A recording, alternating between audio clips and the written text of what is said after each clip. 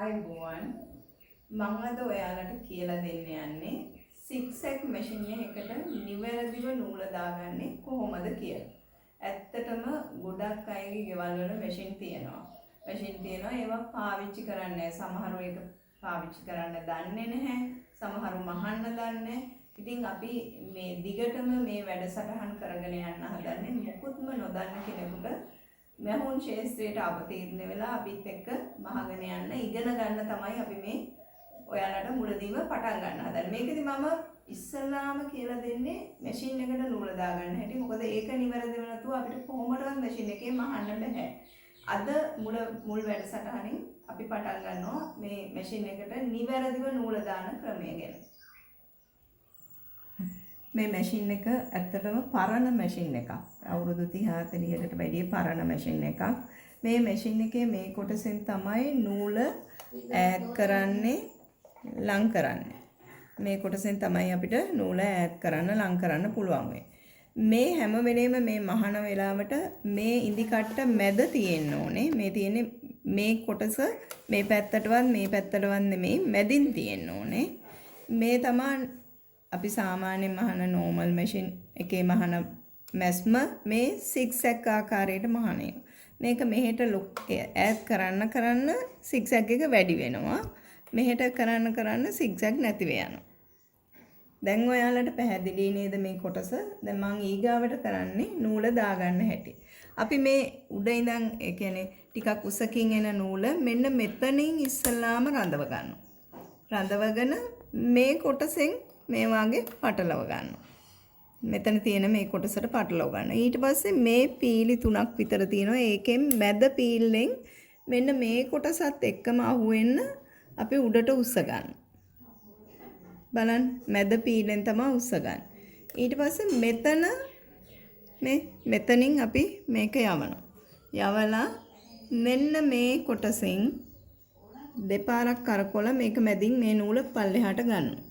අරගෙන මෙතනත් මේ වාගේ පොඩි කොක්කක් වාගේ කෑල්ලක් තියෙනවා. ඒකත් අතරින් මේ විදිහට යවනවා.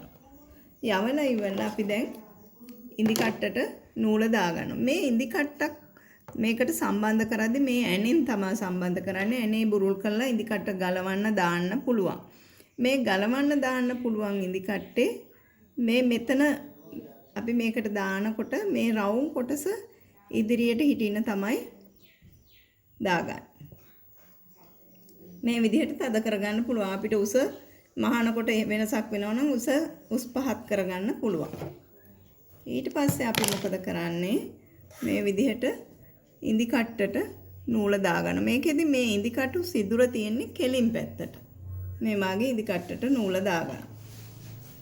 දැන් බලන්න ඔයාලට පැහැදිලිද කියලා. ඊට පස්සේ අපි බොබින් එකක් දාගන්න යන්නේ. මේ බලන්න. අපි මේ බොබින් එක මේ වාගේ නූල් පුරවලා මේ පැත්තට ගන්නෙ. මේ නූල පුරවලා තියෙන පැත්තට. ඊට බොබින් එක මේකට දාලා මෙන්න මෙතන තියෙන කොටසෙන් යවලා ඊට එහායින් තියෙන තැනින් එළියට ගන්න. අරගෙන මේ වාගේ මෙතනින් යවලා මේ පැත්තෙන් එළියට ගන්න. අරගෙන අපිට පුළුවන් දැන් මහගන යන්න. මේ බලන රෙදි කෑල්ලක් අපි මහගන යනවා.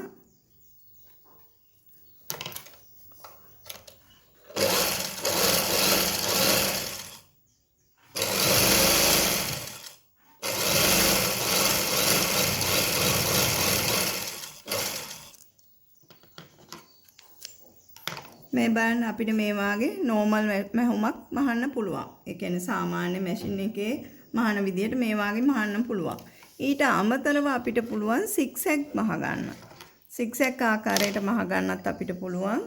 ඒකෙදිත් අපි මේ වාගේ පොඩි කොටසක් මෙහාට කරලා zigzag ආකාරයට මහ ගන්නයි යන්නේ.